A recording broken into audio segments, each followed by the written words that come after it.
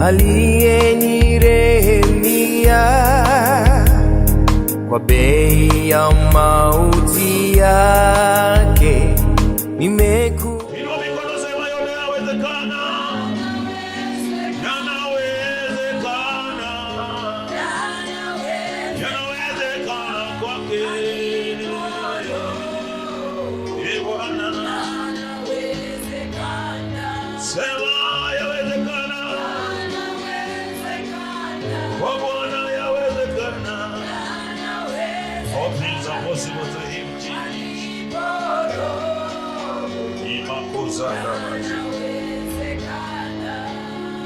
Lord, we thank you and we bless you, even for your people, your children. We thank you, Father. You are God by yourself and nothing can change who you are. You remain God. Therefore, I bless the name of God. For those who believe in you, they will see the greatness of God.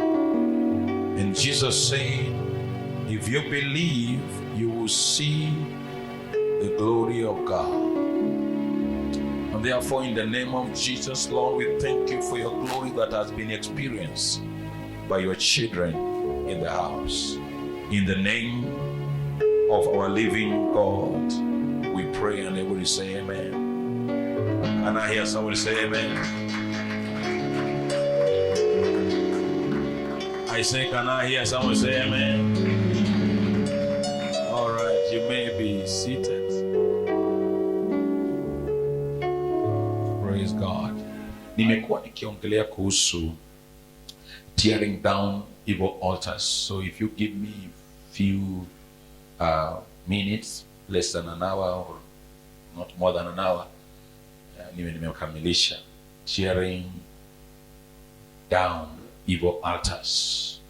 Na nafikiria nilianza mazungumzo haya tulipokuwa tunakaribia kukamilisha mwezi, na tukaendelesha katika mwezi wetu wa pili, na tunasikiza Roho Mtakatifu vile anatueleza na kile tunafaa kufanya. Bwana Yesu asifiwe sana. And it's my prayer ya kwamba through the grace of God you may live a free life. Ile kitu ningetaka tu nikuombe ni kwamba, kwa sababu nilipokuwa naomba hata jana, manake nilikuwa kwa maombi yangu ya saa 5, saa 6, saa 7, saa 8 ya usiku, kuna warning Mungu alikuwa ananiambia, na ni vizuri niwaeleze. Usitafute kanisa kwa sababu ya miujiza. Tafuta kumjua Mungu na haki yake. Hiyo ndiyo itakusaidia. Miujiza ni kama mkate ambao unakula leo na kesho na njaa. Hiyo ndio Mungu alikuwa anaeleza. So when you become a miracle seeker, you will be vulnerable in life, because you will keep changing church to church, and there are certain miracle you never have. Manake kuna watu Mungu amekupatia neema, ama uko na loads kama ya trailer moja, azishukishwangi within an hour. Kuna watu challenge like my daughter Tekla alikuja hapa miezi kadhaa, na hakuna labda wengi hawajawahi kujua testimony hili amekuwa kitamani amelipata. It was on a Wednesday that God told me, I'm wiping out the tears of this lady away, and she was here. I called her when she was sitting somewhere there, but that came so strongly. Manaki, you don't know when God is going to speak to you. And she has not been coming to midweek service, but she started just coming to midweek service. And now on Wednesday was a day, you never know which service God will locate you. Can I hear someone say amen? But when you are looking for miracle, kuna watu pako wameandikia Mungu diary ya kwamba, Mungu, mimi niko na wewe hii mwezi, usiponibariki kaa. Basi Mungu nana anacheka, manaka kiwa juu mbinguni anasema, but I remain. Aliambia Moses, wakati Moses anasema, wakiniuliza nani amenituma, nitawaambia nini? Mungu alimjibu mfano. And that word is so heavy. Mwambie yeye, I am that I am has sent me. I am that I am has sent you. In other words, mimi niliyoko nimekutuma. It is up there. That is exactly how you need to see God.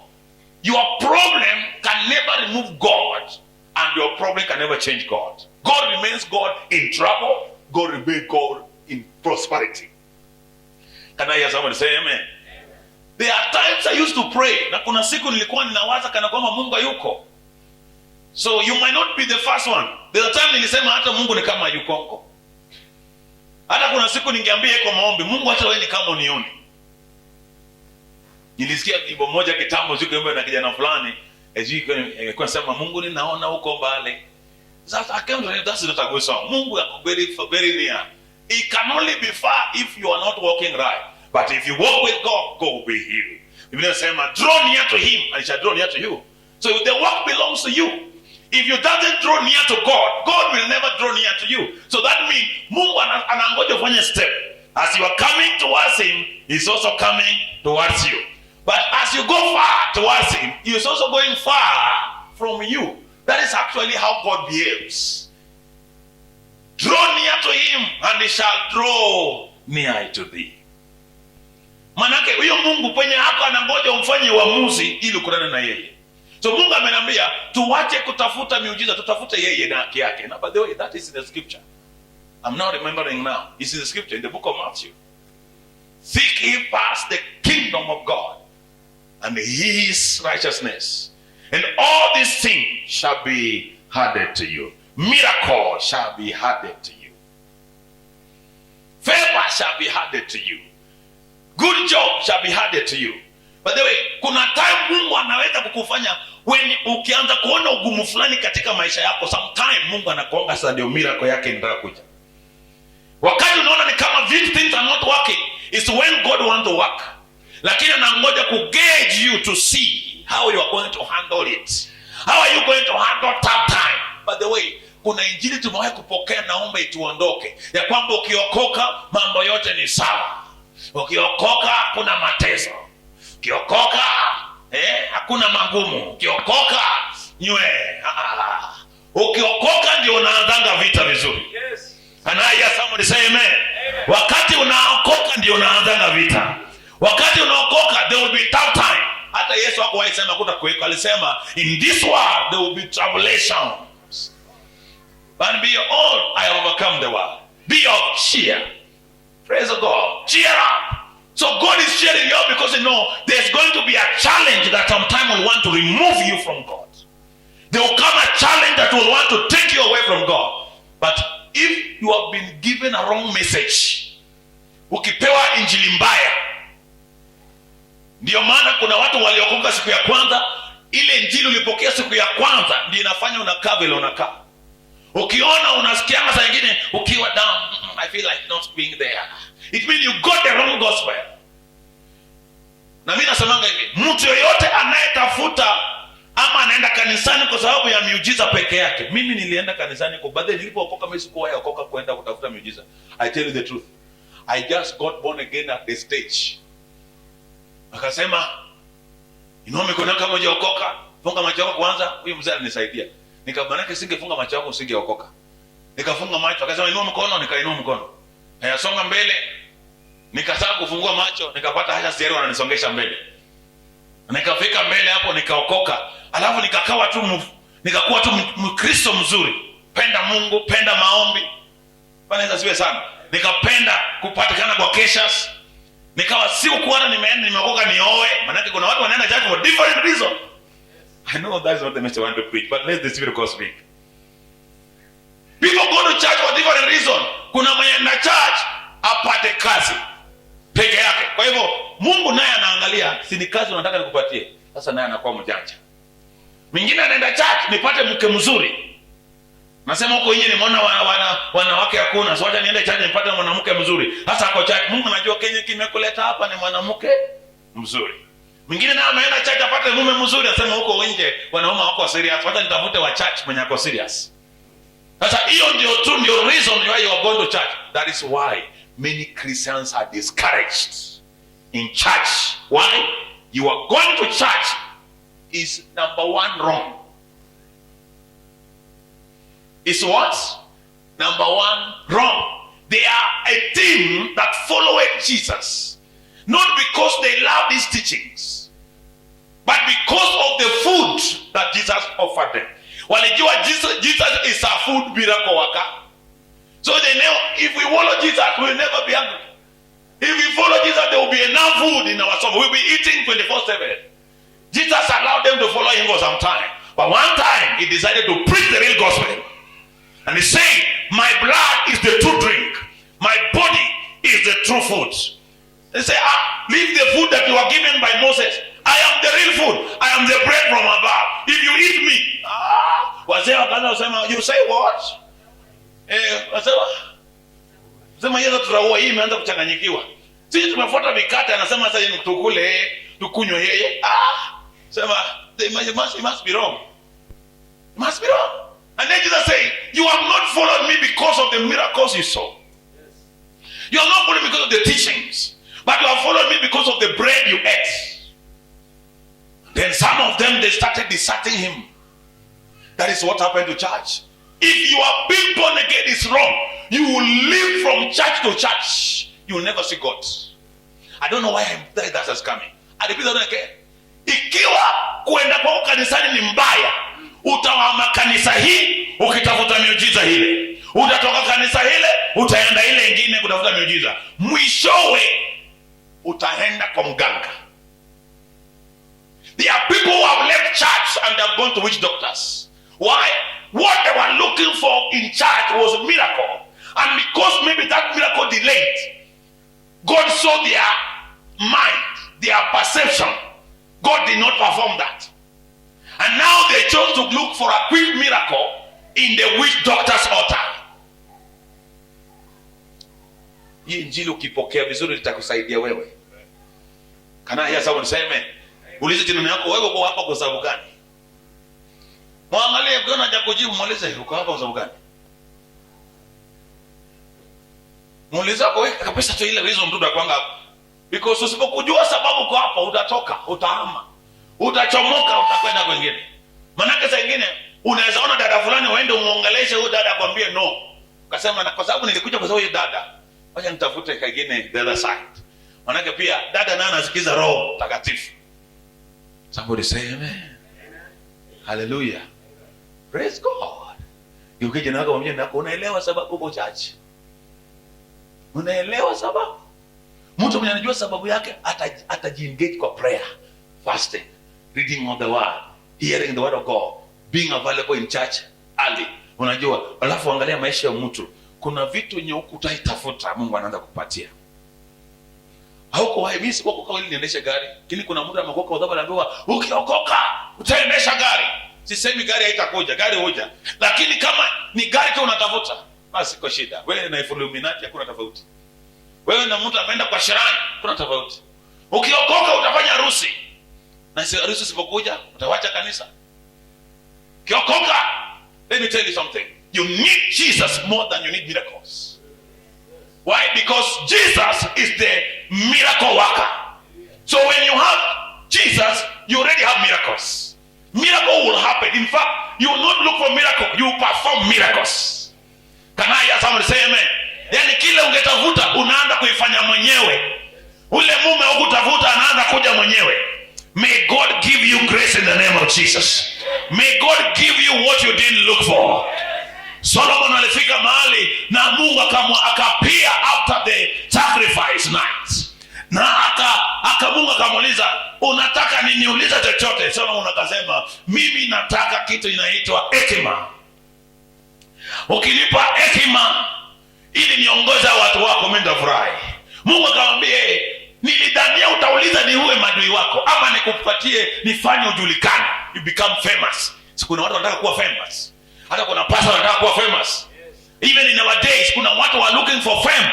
Lakini Solomon akasema, I need wisdom so that I may lead your people. Maana najua it's very hard to lead your people without wisdom. Mungu akamwambia, kwa sababu hukuniuliza mali, hukuniuliza ni uwe madui wako. Maana kuna watu hata saa hii ukiulizwa saa hii unataka Mungu afanye nini, unasema huwa anekesa. Ngajeni wako mlimliwi hata anza kuangalia maombi yako. Sasa nyingine hata maombi yako ndio maana upate jibu. Maombi yako ni kuua watu. Father, eliminate what so. Eliminate. Father, I kill Shadrach. Father, I kill Omondi. Father, I bind that person with the... Now, you are full of bitterness. Barrenness will hold your blessing from coming to you. Mungu akamwambia Solomon, because you didn't ask me for wealth, you didn't ask me to make you famous, you didn't ask me to deal with the enemy. Now listen, I will give you wisdom, but also I will give you what you didn't ask. I will give you wealth. Na katika ufalme hii na hata ile ingine, hakuna ufalme utakuja fananishwa na wewe. Hakuna mwenye atakuwa tajiri kama wewe, because of being wise and knowing what. And you know, the Bible say the fear of God is the beginning of wisdom. Tell the name of the fear of God is the beginning of wisdom. Mwageuke na mwambie kumcha Bwana ndiye chanzo cha hekima. Praise God. Hallelujah. One day I talked with a certain lady, I will not tell you her name, and she said, Pastor, you kaka kanisani kuboeka. Na nikamwangalia, alikuwa young lady. Alikuwa mwalimu. Nikamwambia, please be very careful. Nikamuita twice in the office, nikamwambia, be careful. Pastor, you know, akaenda kwa mimi naona iko boeka. Juzi niliona matiti yake imekaa kama chapati. Kwa sababu gani? Koka ni boring. Akaenda nje. Sasa hii anakaa kama chapati. Ashakuwa sasa, badala ya kuwa boring, yeye ndiye amekuwa bored. Yeye ndio boring. Kwa sababu gani? Aliona wokovu ni boring. Mwingine pia kanambia, basi mimi nataka tu nikamwambia go in peace. Go in peace. Siku hizi nilisikia alisema mahali, sitaki hata kuona basi. Kwa sababu gani? Amekuwa na mjunia, hakuna mzee. Siku moja nikawa naambia mwingine, huyu angeoleka na wana wa maisha na huyu. Lakini sasa hii, even I don't want her. Because of gani? If God is the one that protects a person's life. By the way, mimi nakwambia kweli, ningekufa HIV mwaka wa 2007. Kama ningeishi sana ni 2012, ningekuwa Saidi mezikwa mimi. Kama si wokovu. Praise God. You know, salvation is what preserves life. When you're born again, Mungu anakulindanga na mabaya. Ulikuwa uwawe na pombe, Mungu amekuokoa na pombe. Ulikuwa uwawe na usharati, Mungu amekuokoa na usharati. So there are a lot of benefit in being in Jesus. Can someone give your neighbor a pipe and be being in Christ is a benefit. Na ni wana semanga, hata kama umeoa, shukuru Mungu uko na mke ameokoka. Kuna rafiki yangu mwingine tulienda naye hoteli mahali penye anapenda kula kuku saa nyingine wakati sifungi. Tukapatana na mama mwingine kumekaa pale, bibi ya wenyewe. Akaona huyu na namjua, na huyu rafiki bwana yake anaanza kufanya namna hii. Kwa sababu ako na bwana mwingine jinsi ya ule, na tunajua bwana yake. Hiyo inaitwa hakuna wokovu. Bwana Yesu asifiwe sana. Anasikia jificha, akwa ndamani dunia pasuka ingie ndani. Lakini a lady that has God anajua how to live her life. You not force her to live a life. But they miss chungingi mama yenyu hapa. Siwezi chunga hata, siwezi chunga tunaweza kosania labda tu time ya kuja nyumbani. Lakini kuchunga ama nasema leo ni kama kuna mtu. Mungu nisaidie. Akifika kwenye kwambia rudi kwa bwana yako umetoka, na hata hajatoka bwana wengine. Kwa sababu gani? You are, because if there is no Jesus in a woman, uko na reason to worry. If there is no God in a man, kuna wadada hapo, kuna wazee wako, mzee yako mzuri, hauna shida hata uweze mchunga. Kwani sijui kama fedha na kuchunganga. Hata ikuja saa 8 ya usiku sio kwa tu sawa. Ama kuja saa 8 unamuuliza kutoka, usidhani kama mali kama inaweza kuingia, lakini kuna mwingine hata saa 4. Saa 4, hata kuja saa 2, nasema leo ulitoka kwa mapema ndio ujipumbaze. Hata saa 2 asubuhi. Kwa sababu gani? There is a demon in somebody. But when Jesus is at the center of the person. But mimi kama kuna kitu nafurahianga, sina hata tai. Unajua wazee kuna high blood pressure kwa sababu ya wake wao. Kuna high blood, ukiona mama amejipodoa vizuri, amevaa smart. Niambie, mimi naona ukienda kweli. Niambie tu penye unaenda vizuri. Na anaenda tu church kuomba, akafanya pishi. Akafanya pishi. Niambie, where have you gone? Where are you going? You have to tell me. Mama amekuja mengara, umetoka wapi? You have to tell me. Ulienda date wapi? The presence of God is not there. There is a challenge. Akwambia umetoka church, unasema wewe church, wewe.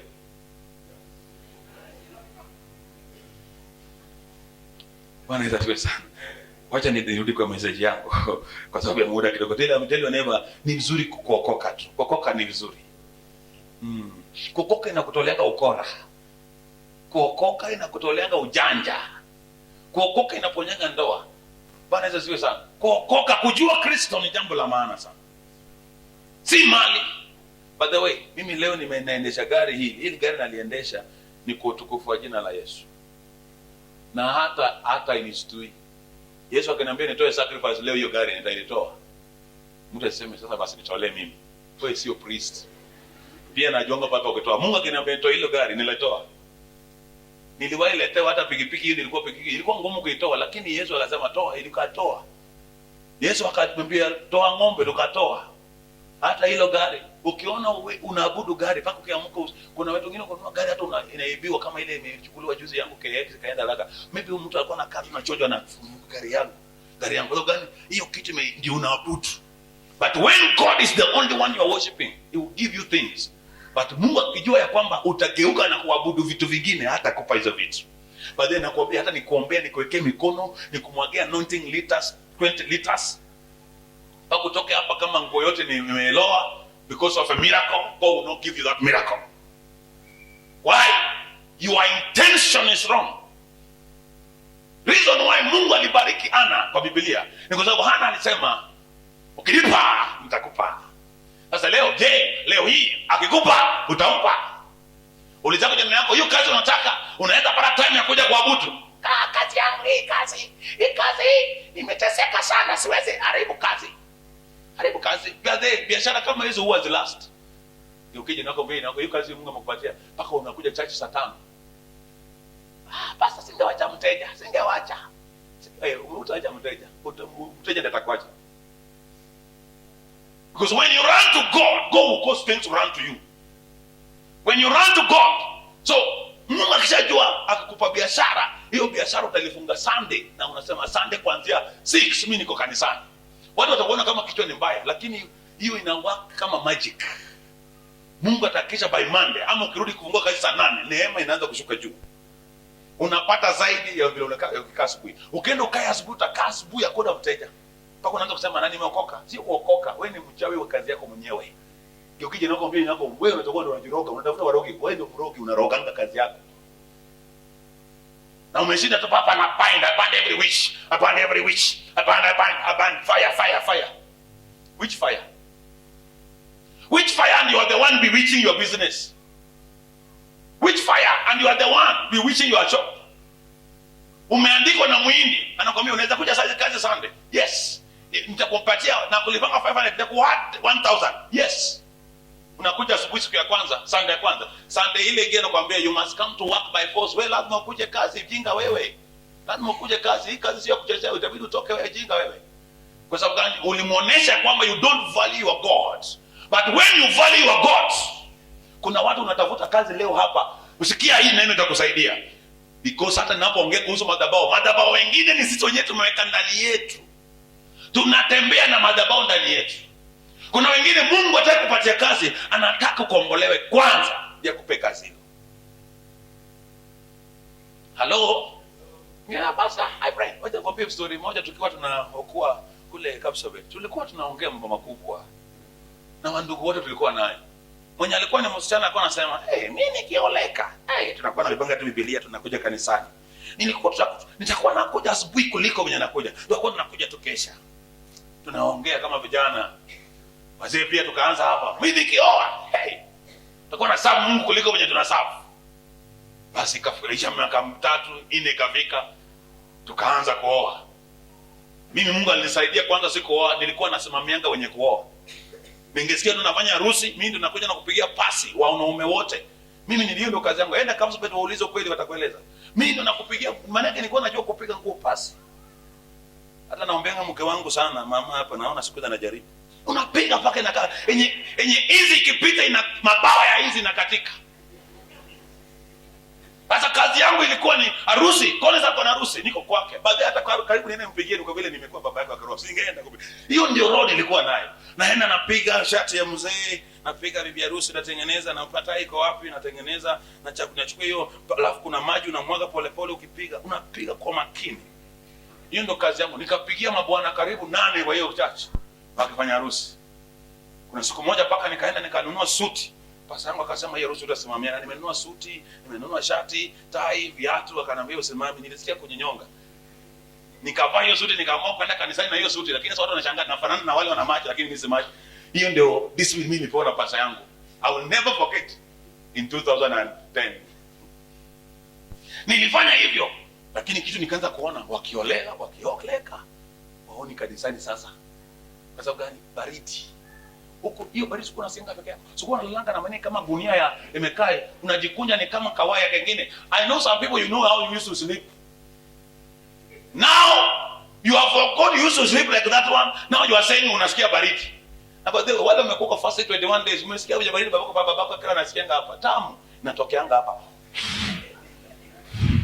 You feel so good. Kwanza alilia mpaka tukamwajie kita lale kabisa. Akafeel vizuri, lakini uzuri one day when he grow up when he grow up one day he will know what he will test it, will attest to this. He will say this is what my father used to experience.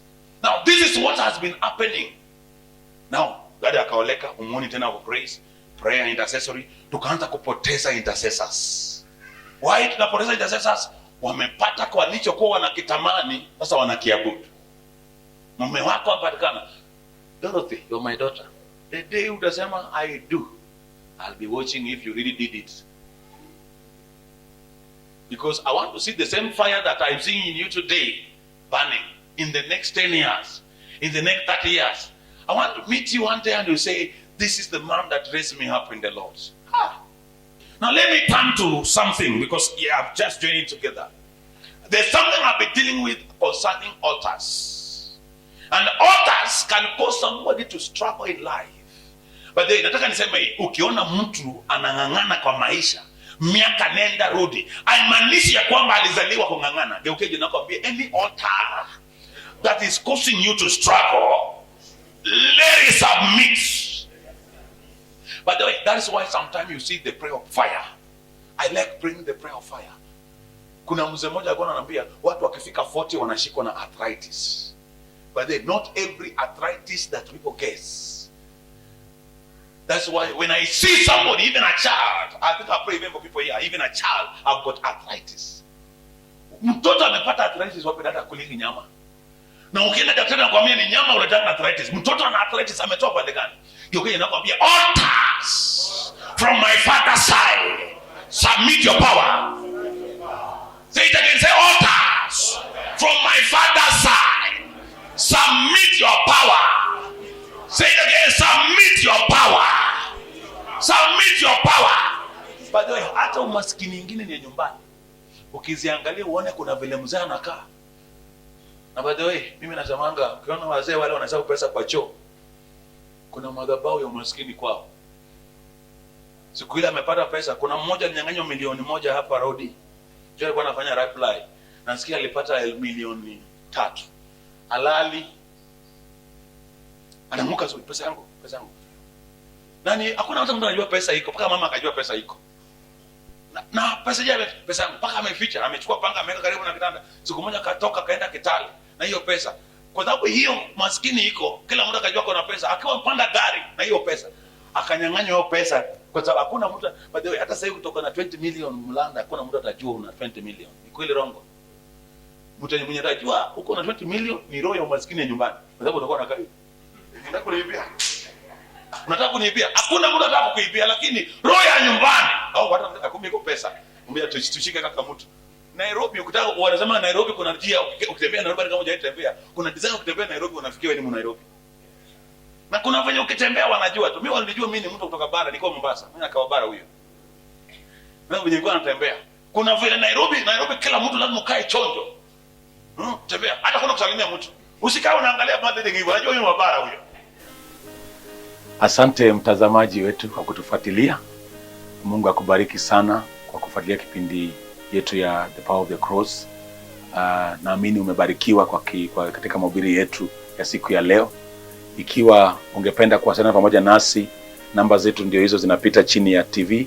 Unaweza kuwasiliana pamoja nasi na tutafurahi kuongea nawe na kukubariki. Na kama hujaokoka, ningependa urudie maombi nyuma yangu. Sema, Bwana Yesu, leo hii naja kwako, ninaomba msamaha wa dhambi. Unisamee, unitakase na damu yako takatifu. Asante kwa kunifilia msalabani. Leo hii ninaamini kwa moyo wangu ya kwamba ulikufa msalabani na ukafufuka siku ya tatu kwa ajili yangu, na ninakukiri kwa kinywa changu kwamba wewe ni Bwana. Asante Yesu kwa zawadi ya wokovu, kwa jina la Yesu Kristo, amen. God bless you. Ikiwa umerudia maombi hayo nyuma yangu, ninaamini umeokoka. Ikiwa unaishi Eldoret na uweze kufika katika kanisa letu, unaweza ukapata kanisa ambayo inafunza neno la Mungu katika roho na ukweli. Na kama uko karibu nasi na ama uko na uwezo ya kufika katika kanisa letu, basi ningependa nikukaribishe katika jina la Yesu Kristo. Nitafurahi kukuwa mchungaji wako in Jesus mighty name. Let me pray. Father, in the name of Jesus Christ, I want to thank you for for the viewers, those who have been following us at the Stewart TV. I bless them, Lord. And whoever is sick, ama yote ambao ni mgonjwa, ninamuombea uponyaji. Ninaomba pia kwa wale ambao wamepokea Kristo, naomba ujazo wa Roho Mtakatifu, ulinzi wako Bwana, ukawalinde, ukawaongoze, ukawasaidie ili wakaweze kukua katika njia ya Kristo katika jina la Yesu Kristo. Baba, ninakushukuru kwa sababu ya watazamaji wetu. Jina lako lihimidiwe, litukuzwe in Jesus mighty name. Amen. God bless you. Thank you.